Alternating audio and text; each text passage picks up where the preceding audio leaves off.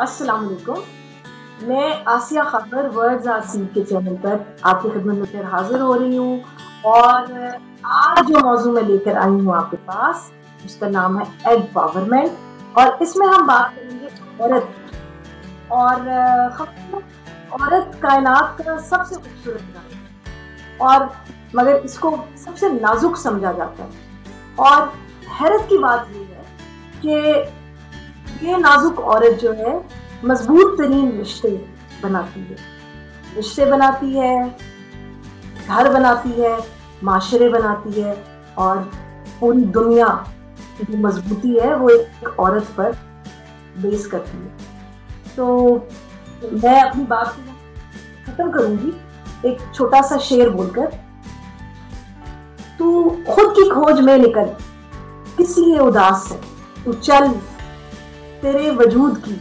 समय को भी तलाश।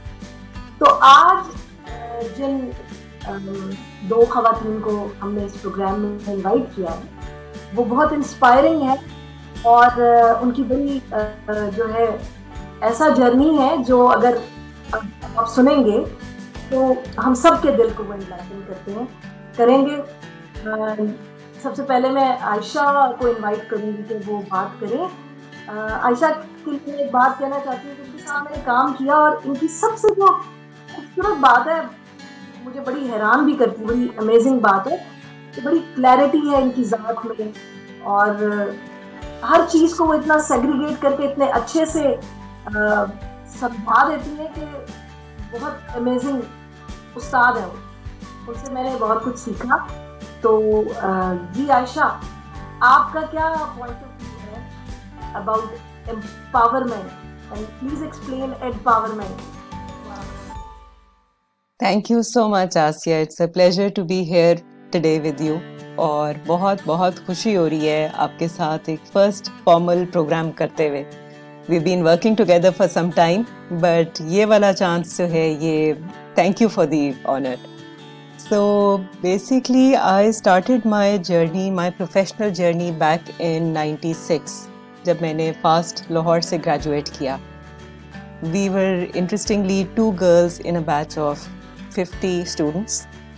उस वक्त टेक्नोलॉजी में बहुत ज़्यादा लड़कियां नहीं आती थीं, तो जिस वक्त एडमिशन लिया तो बड़ी एक क्लास के अंदर आप कह लें डिसप्रोपोर्शनेट किस्म की जो है ना वो हमारी क्लास की कॉम्पोजिशन थी।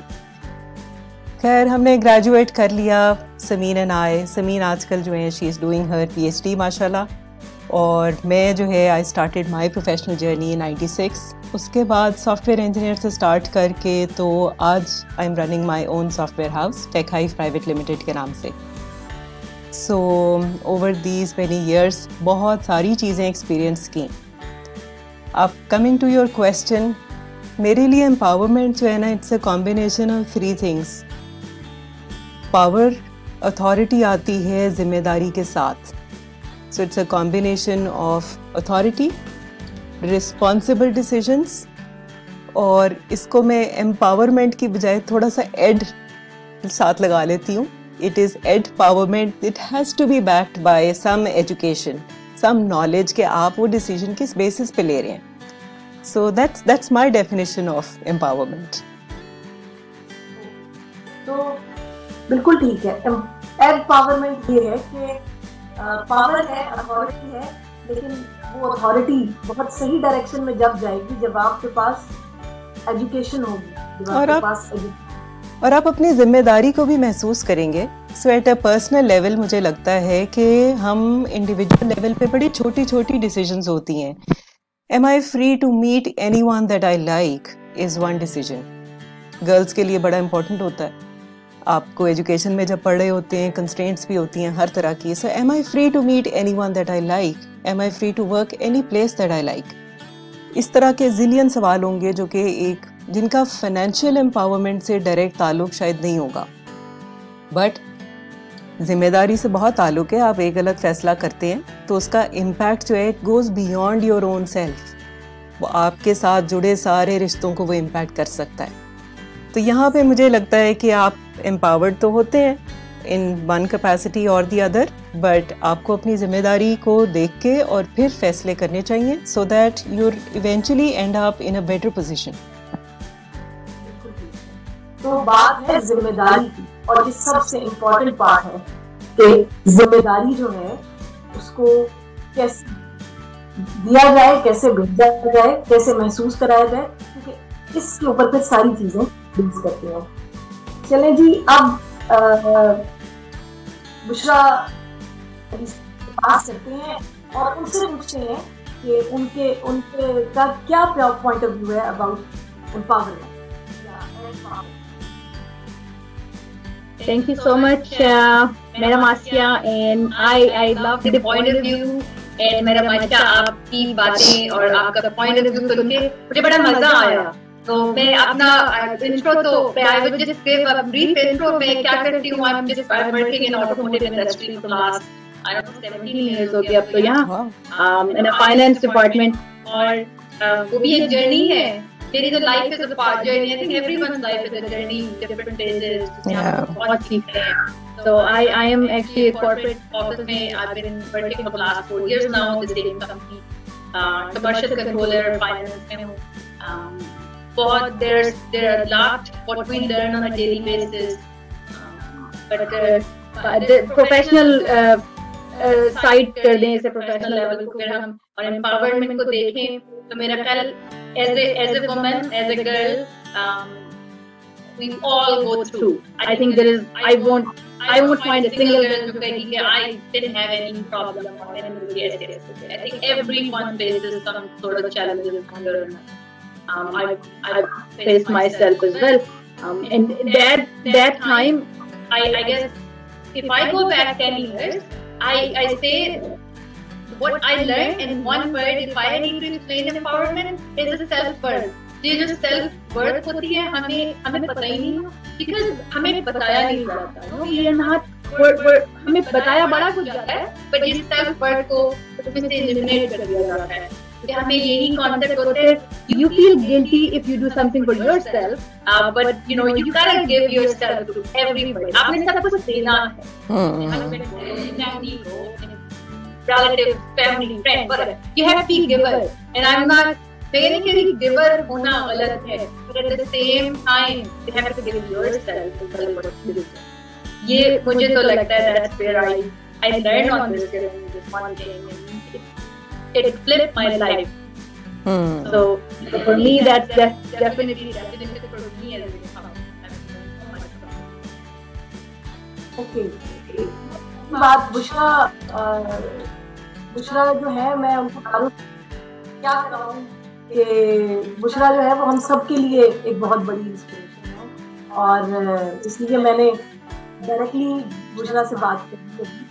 और मैं समझी कि बहुत अच्छी बात आयशा से आई, और उसके साथ अगर मैं आयशा की बात के साथ बुशरा की बात को मिला दूँ तो बात जिम्मेदारी की है, और बात सेल्फ वर्थ की है, लविंग योरसेल्फ की है, वैल्यूइंग योरसेल्फ की है।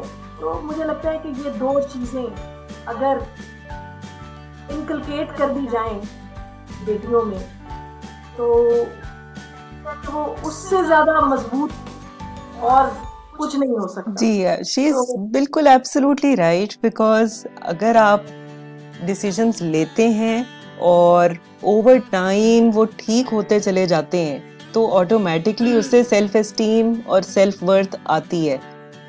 तो lot of us we look around for that acknowledgement, that nod के हमें कोई इनकरेज करे, किसी तरह की जो है हौसला अफजाई हो, और अनफॉर्चुनेटली सबको नहीं मिलती। जब नहीं मिल तो बाज़ुकात लोग बड़ी एडवर्स कंडीशंस के अंदर होते हुए भी they have their eyes on a vision कि अच्छा मैंने इन हालात से बाहर निकलना है। I have to look for something bigger, something which is greater than these small items कि अच्छा मुझे इधर से encouragement नहीं मिली तो मैं रुक जाऊं। तो एक दो स्टोरीज बहुत बहुत इंस्पिरेशनल इस तरह से जो है ना वो ज़िंदगी के अंदर गुजरी, और अब आप जब उन लोगों को देखते हो कि यू नो वो कहाँ पहुँच गए हैं, किधर से स्टार्ट करके, तो I think that's a very big case जो कि हमें इस तरह की स्टोरीज यंगस्टर्स को बताने की ज़रूरत है। तो my mother use to tell us, एक दफ़ा वो एक खातून कपड़े इस्त्री करने घर आती थी, तो माय मदर सेड कि इधर आओ बैठो एक दी गल सुनो, and that lady became a window, और इंस्टेड ऑफ दिस कि वो मांग के अपना गुजारा करती, शी सेड कि जी the only skill that I had was ironing clothes. तो मैंने डिसाइड किया कि मैं सारे नेबरहुड से कपड़े इकट्ठे करूँगी, मैं आयरन करूँगी, और वो डोर टू डोर डिलीवर करती थी। तो she did what she could, eventually she ended up having her own house. बच्चों ने मेहनत सीखी, दैट वाज अ वैल्यू, और आई मीन एक पूरी जनरेशन वो खातून बना गई with starting from absolutely nothing. And there are so many other people, you see, वो अपनी लाइफ में खुद एग्जांपल्स होते हैं। सब आ गया, फेथ आ गया, रिस्पॉन्सिबिलिटी आ गई, या ये चॉइस थी, उन्होंने चूज किया कि यस क्या करना है। So true. No, I was amazed listening to this story because ये this is knowing, ये होता है अपने आप को जानना, जब बोलते हैं ना, you know, when you know yourself, you're good at, तो आप चाहे वो इतना सा काम को ना देखो, कहते हैं don't look at work, you know, कितना बड़ा काम है और कितना छोटा काम है। मजे की बात, to be honest, आयशा, अगर मैं यहाँ देखूँ तो हम ऑफिस जाते हैं, हमारा CEO भी गाड़ी में आता है, हमारा जनरेटर भी गाड़ी में आता है।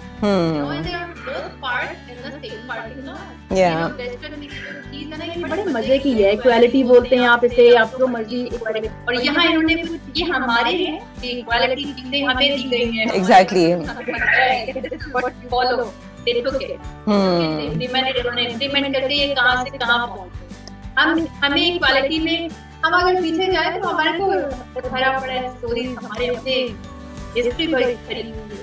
देखिए हमारे एजुकेशन में स्टोरी जरूर बताई जाती है इस्लाम के ऊपर, हज़रत Khadija was the first woman, yes she did, she was a business woman, लेकिन इसको इलैबोरेट किसी भी सब्जेक्ट में आप नहीं देखोगे, टेक्स्ट बुक्स में आप ये नहीं देखोगे कि आपके साथ इतनी इंटेलिजेंट कैसे थी उस जमाने में, वो ऐसी ट्राइब में बैठी हुई थी, और yet she had the courage to support people there and approach the only prophet and ask for the proposal at that time. ये कोई elaborate नहीं करे। दरअसल बिहेवियर्स मुझे लगता है कॉपी होते हैं, so I wish we had more role models in our society. उससे ये होता है कि एक्चुअली लोग कॉपी करते हैं, एक ट्रेंड बनता है, सो बिहेवियर्स पढ़ाना मुश्किल सी बात है। So, कल्चर जो है ना उसने टुक ओवर कर दिया, हमारी जो रूट्स है ना, कल्चर है, नॉर्म्स बन गए, लॉज बन गए, टुक ओवर और बता दिया गया कि यू वुमेन आपने घर संभाल के, जस्ट फाइन, घर संभाल रहे हैं, बच्चे भी बड़े हो रहे हैं, हम उनको भी देख रहे हैं, you are looking for your family as well, education, but at the same time equality, not forget equality, because that was the, ये भी इस्लाम में भी था और अब भी है। I think that's one thing. जी वही, हाँ, times have changed because when you have more time at hand, so you can do more. मुझे लगता है कि जो आप बात कर रहे हैं ना, इसकी बहुत ज़्यादा ज़रूरत है कि हमें काम करना चाहिए, यानी एजुकेशन है ना, तो इसको हमें मिल बैठ के डिजाइन करना चाहिए, जिसमें ये सारी चीजें हैं, तो हमारी वैल्यूज हैं, हमारी वैल्यूज को हमें काम, हम तो किसी और चीज की तरफ we could think of designing a program or a support group for mothers. That's right, that is right. एक पूरी जनरेशन अगर आप देखें तो वो एक इस तरह की जनरेशन हमने बड़ी कर दी, और हम एक ऐसी जनरेशन देख रहे हैं जिसको पता नहीं है कुछ भी कि वो उनकी रूट्स क्या हैं, तो ये हमारा ज़्यादा है। Yes. एम्पावरमेंट है एक्चुअली यहाँ से खत्म हुई। अगर हम इस पर एक ये ग्रुप ऑफ पीपल इकट्ठे होकर बैठ जाए और कुछ बना ले, तो मुझे लगता है कि हम ही तो है पढ़ाने वाले, हम ही तो है भेजने वाले।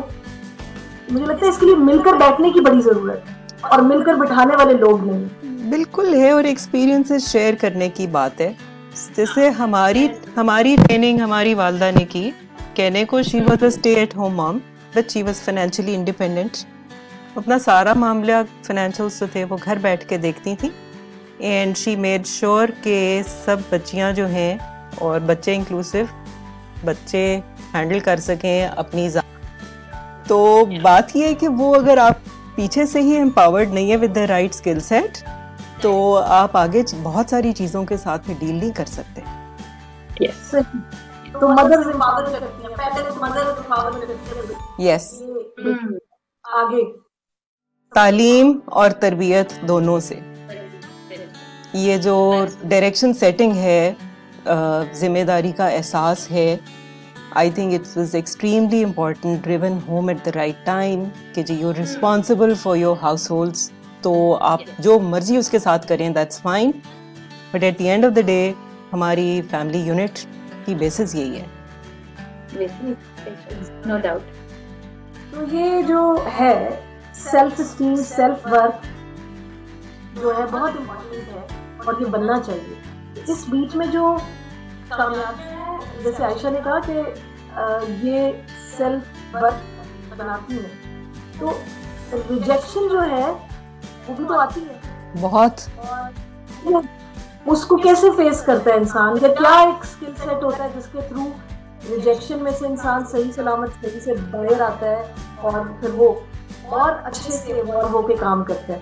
तो क्या स्किल सेट है, मेरा आप दोनों से सवाल है, तो पहले मुझे बुशरा जवाब दे दें इसका, फिर मैं आयशा से पूछूंगी।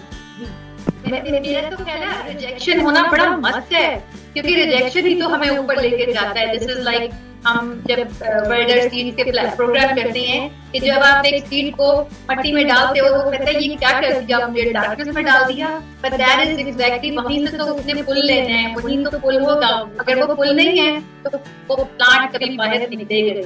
तो पुल होना मस्त है। वो बड़े मजे की एक बात मुझे याद आ गई है, I am just like I used to, तो मैंने एफएससी किया, मेडिकल में मैं पढ़ी और उसके बाद मैं लाहौर आई तो कंप्यूटर साइंस में और अकाउंटिंग मुझे समझ ही नहीं आ रहा था मैं क्या कर रही हूँ। Basically I had no clue what I am doing, I was just going okay ये करना है because I have to, because this is must. Why क्यों करना है कुछ पता नहीं होता। तो वो अकाउंटिंग भी ले ली, कंप्यूटर भी कर रहे हैं और पता नहीं क्या क्या। तो वो एक मेरे प्रोफेसर होते थे और जमाने में उन्होंने पढ़ा, मैं I was used to like sir घुमा जाता था मेरा अकाउंटिंग करते।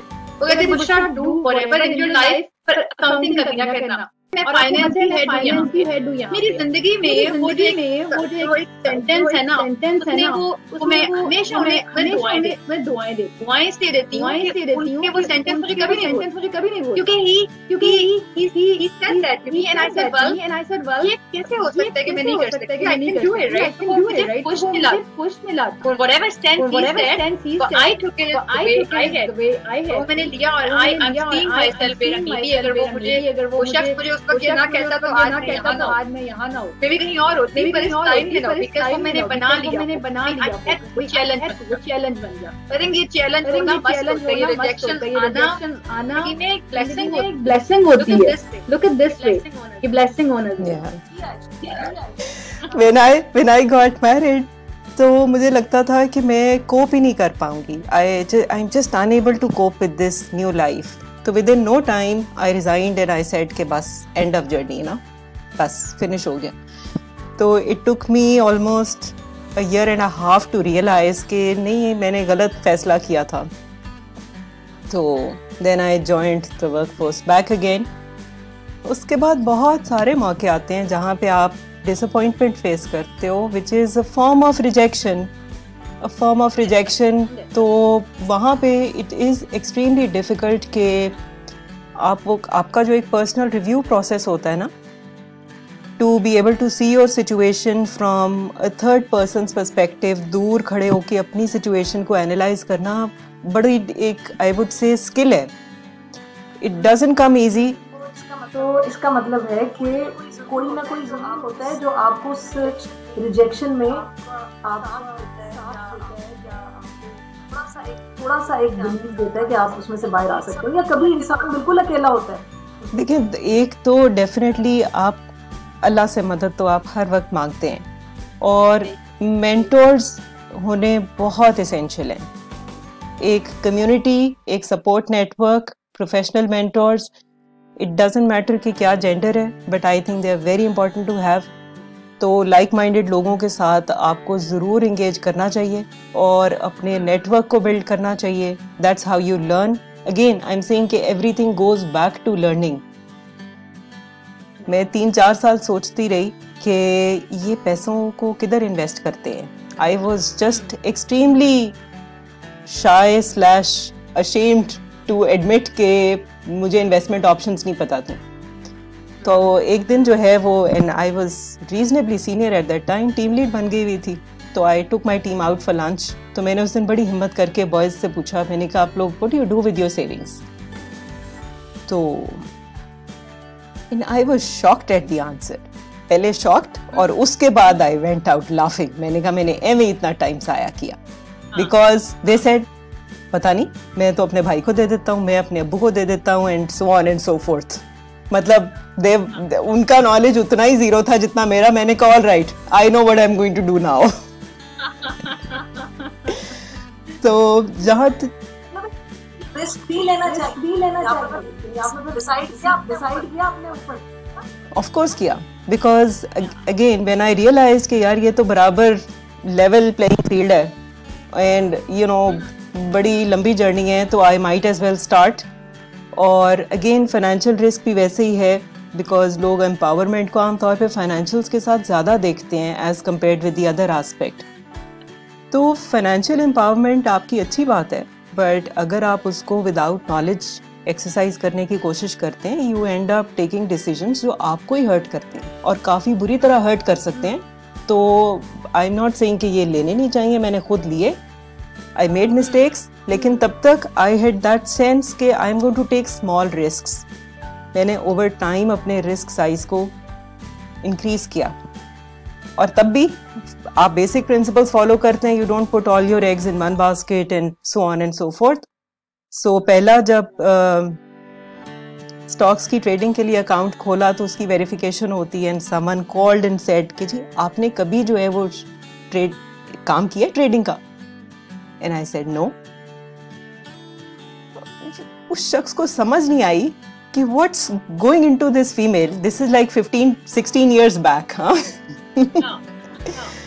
तो and you know they give me a tough time just with account opening, but ठीक है, उतने साल हो गए, चल रहा है अल्हम्दुलिल्लाह, वो भी चल रहा है। So lot of times people will look at you and they will question कि यार आपने कभी किया नहीं है, एक्सपीरियंस भी नहीं है, करना भी है। यस, करेंगे तो सीख लेंगे। It's a matter of learning. Amazing. अच्छा जी, अब मैं बुशरा से बुशरा भी अपना जर्नी के बारे में कुछ बताएं। हम मेरी जर्नी निकालते हैं कोई so many years I have to take a piece out from that journey. But to be honest, इस platform पे अगर बैठे और जो topic हम discuss कर रहे हैं उससे if I can relate something ना, all I can relate कि back then जो मेरा concept होता था empowerment का और how you are strong and you can get out. तो मेरे माइंड में I have to be a boy. मैं फोर्थ नंबर की सिस्टर थी. It was always right, you know, बेटा कॉन्सेप्ट दैट कॉन्सेप्ट. तो मुझे बड़ा होता था, मैं कहती थी क्या है, राइट? तो मैंने I started dressing up. I started my boy cutting. और मुझे लगता था मैं empower हूँ because अब मैंने and that is exactly the basic. देखिए हम बहुत सारे बच्चे और बच्चियाँ जो बड़ी होती. So I so feel for that because I went through that phase. It took me a lifetime to understand myself, but my value as a girl.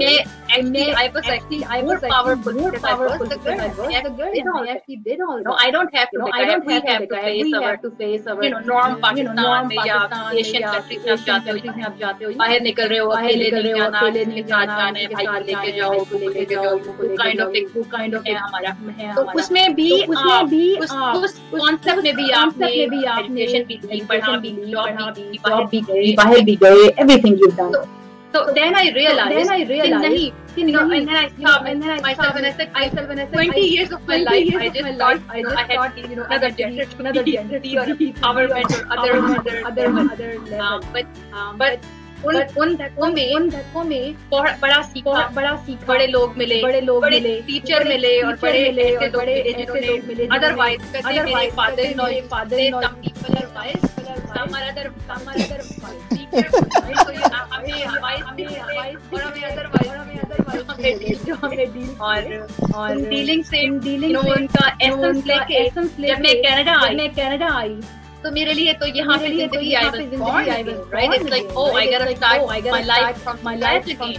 मैंने जितना पढ़ा जो किया that was like nothing here. उनके लिए तो कहते थे ग्रेजुएशन करके तो कॉमर्स और अकाउंटिंग में तो यहाँ बैठी थी यहाँ ही ग्रेजुएट तो तुम कैसे क्या करोगे यहाँ पे यहाँ तो अपॉर्चुनिटी है बड़ी मुश्किल है। मैं उस वक्त I was 20 years old, so I came 21 years old, I came here, तो मैंने कहा ओके मुझे आज भी याद है मेरी स्टार्ट यहाँ पे labour worker I started assembling parts, बड़ा खुश हुआ करती। मैंने उस टाइम पे असेंबली में काम किया, मैं वहाँ हंसती थी तो लड़कियाँ मुझे देख के कहती crazy because तुम्हारे पास एजुकेशन है, go something and do something। मैं कहती थी नहीं, I was enjoying and I remember that factory labor मैंने क्या बढ़ती फैक्ट्री के साथ आज मैं बैठ के Wonderful. So basically, that is the same company I worked on the place. I did not feel anywhere कि I am less than anybody. मेरे अल्लाह ने मुझे भेजा है, there must be something ये तो कुछ तो देखा है जो मुझे इस दुनिया में भेजो का जाओ अपना टाइम स्पेंड करो, worthwhile, you learn and you give, right? So you just don't learn.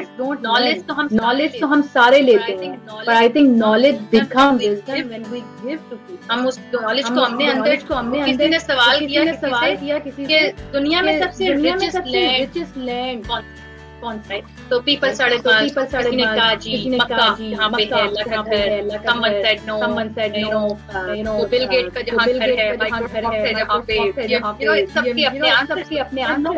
The richest land is the graveyard, the cemetery. उसने कहा why? Because he said जितने लोग यहाँ पे if they have knowledge लेके आए उन्होंने दी नहीं, they are taking it back. That's the richest land because they're lying down there, and they did not transfer that wisdom and knowledge, and that is the richest. So you have learn and give, and ये balance है, ये balance imbalance जब हो जाता है तब problem. I think that तो हमारी definition अब और enrich हो गई है, thanks to बुशरा। बहुत अच्छा लगा, बड़ा मजा आया और बड़ी खूबसूरत बातें हैं। मेरा दिल चाह रहा है कि बहुत सारी बातें हम करते ही और यहाँ पर मैं जो है समराइज करना चाहती हूँ इन सारी चीजों को बहुत प्यारे से एक्सप्लेन। यहाँ हम एम्पावरमेंट से शुरू हुए थे और हमने बात सेल्फ वर्थ की, सेल्फ एस्टीम की औरत की, और हमने कहा कि रिजेक्शन को कैसे फेस किया जा सकता है। हमने कहा अच्छे दोस्त होने चाहिए और हमने कहा रिस्क, चॉइसेस और ये सब कुछ होना चाहिए। लेकिन इस बीच में हम डील करते हैं जैसे बुशरा ने कहा कि मैंने सोचा कि मैं लड़का बन गई तो मैं एम्पावर हो गई, मगर किसी पॉइंट पे जाके ये एम्पावरमेंट खत्म हुई और आप इसमें से बाहर आए। और मैं भी यहाँ अगर अपनी छोटी सी बात ऐड करूँ कि मैंने बहुत कहना मानने वाला, खुश रखने का जो था ना, मुझे बड़ा हमेशा से शौक रहा। तो मैं जो एक लाइन चूज किया, मेरा जो था अप्रूवल्स, आस्किंग फॉर अप्रूवल्स, और फिर आप बहुत सफर करते हो इसके ऊपर। और मुझे लगता है कि अपनी जो भी वीकनेसेस हैं, जब इंसान उस पर काम करता है और काम करके उसमें से बाहर निकलता है और फिर वो दूसरे को अपलिफ्ट करता है, तो इसको एम्पावरमेंट कहते हैं। और मेरे दोनों मेहमानों ने आज ये बताया, दोनों मेहमान इस तरह से हैं कि बुशरा अली सैयद भी उस जगह पे है जहाँ वो हर वो चीज जो वो नहीं कर सकती थी वो अब कर रही हैं और अपलिफ्ट कर रही हैं कितने लोगों को। और अभी जो प्रोग्राम में बोला इससे बहुत सारे लोग एनलाइटन हुए होंगे। और इसी तरह आयशा जो है वो कहाँ से स्टार्ट किया उन्होंने, और वो कितना डेयरिंग है, और वो एक काम जिसको हम ये समझते हैं कि सिर्फ आदमी कर सकते हैं, आयशा जो है वो अभी कर रही हैं और वो बड़ी सक्सेसफुल है इस काम के अंदर। और मैं कंक्लूड करती हूँ प्रोग्राम को ये कहके कि अगर आपके पास कोई इंस्पायरिंग स्टोरी है टू एम्पावर अदर, आप आए, हमसे कांटेक्ट करें और अपनी स्टोरी शेयर करें। और अगर आप एम्पावर होना चाहते हैं तो भी हमसे कांटेक्ट करें। ये बड़े लोग हैं और बड़े प्यारे लोग हैं जिनको ये आर्ट ऑफ लिविंग आता है, how to empower other. Thank you very much. Thank you Asya, and thank you Bushra.